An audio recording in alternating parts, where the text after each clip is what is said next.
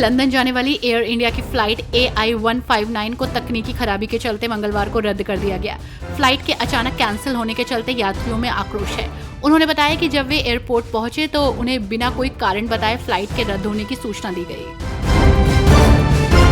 Israel रक्षा बल ने मंगलवार को घोषणा की है कि उसने 5 दिनों में दूसरी बार ईरान के युद्धकालीन चीफ ऑफ स्टाफ और शीर्ष सैन्य कमांडर मेजर जनरल अली शदमानी को मार गिराया है। IDF के अनुसार शादमानी ईरान की सशक्त सेनाओं के इमरजेंसी कमांड और खातम अल अनबिया मुख्यालय के कमांडर थे, जो इस्लामिक रिवॉल्यूशनरी गार्ड क्रॉप्स और ईरानी सेना दोनों का नेतृत्व करते थे। कोच्चि से दिल्ली जा रही इंडिगो एयरलाइंस की एक फ्लाइट में मंगलवार को बम की धमकी से हड़कंप मच गया। सुरक्षा एजेंसियों की सतर्कता के चलते विमान की नागपुर एयरपोर्ट पर इमरजेंसी लैंडिंग कराई गई, जहां सभी यात्रियों को सुरक्षित बाहर निकाला गया और विमान की जांच की गई।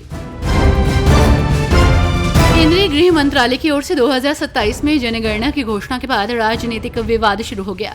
कांग्रेस ने अधिसूचना में जाति शब्द न होने पर सवाल उठाए, जबकि बीजेपी ने कांग्रेस पर OBC और EWS समुदायों को धोखा देने का आरोप लगाया। पवन खेड़ा और शहजाद पूनावाला ने इस मुद्दे पर तीखी प्रतिक्रिया दी है। जस्टिस यशवंत वर्मा के समर्थन में कांग्रेस सांसद कपिल सिब्बल खड़े दिखाई दे रहे हैं।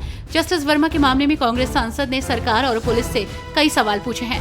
कपिल सिब्बल ने पूछा है कि कितने पैसे बरामद किए गए, वो सारे पैसे कहां हैं। साथ ही उन्होंने कहा कि दिल्ली पुलिस किसको बचाने की कोशिश कर रही है।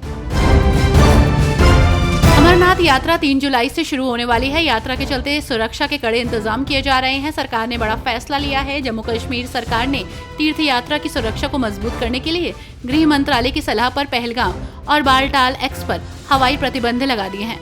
इसी के चलते अब पूरे तीर्थ यात्रा रूट को नो फ्लाइंग जोन घोषित कर दिया गया है। शिवसेना UBT नेता संजय राउत ने प्रधानमंत्री नरेंद्र मोदी की कनाडा यात्रा पर सवाल उठाए। उन्होंने G7 शिखर सम्मेलन में भागीदारी को लेकर आपत्ति जताई। इसे देश का अपमान बताया। 3 देशों की यात्रा पर गए PM मोदी कनाडा के प्रधानमंत्री मार्क कार्नी के निमंत्रण पर साइप्रस से मंगलवार को कनाडा पहुंचे।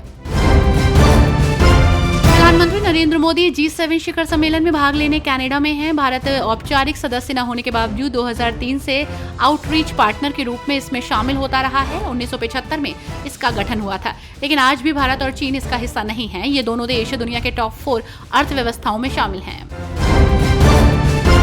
5 राज्यों गुजरात, केरल, पंजाब, पश्चिम बंगाल में 19 जून को होने वाले विधानसभा उपचुनाव पर सभी की नजरें हैं। ये उपचुनाव आगामी विधानसभा चुनावों का लिटमस टेस्ट माना जा रहा है। मुख्य मुकाबले बीजेपी, कांग्रेस और आम आदमी पार्टी के बीच हैं। पंजाब में आप, गुजरात में बीजेपी और केरल में LDF की साख दांव पर लगी हुई है, जिसको लेकर प्रत्येक सीट पर राजनीतिक दलों ने पूरी ताकत झोंक रखी है। उत्तर प्रदेश में पंचायत चुनाव से पहले बड़ा फैसला लिया गया है। जानकारी के अनुसार राज्य में अब 504 ग्राम पंचायतें कम हो गई हैं। अब राज्य में 57,695 ग्राम पंचायतों में चुनाव होगा। इस संदर्भ में पंचायती राज विभाग ने अधिसूचना जारी की है।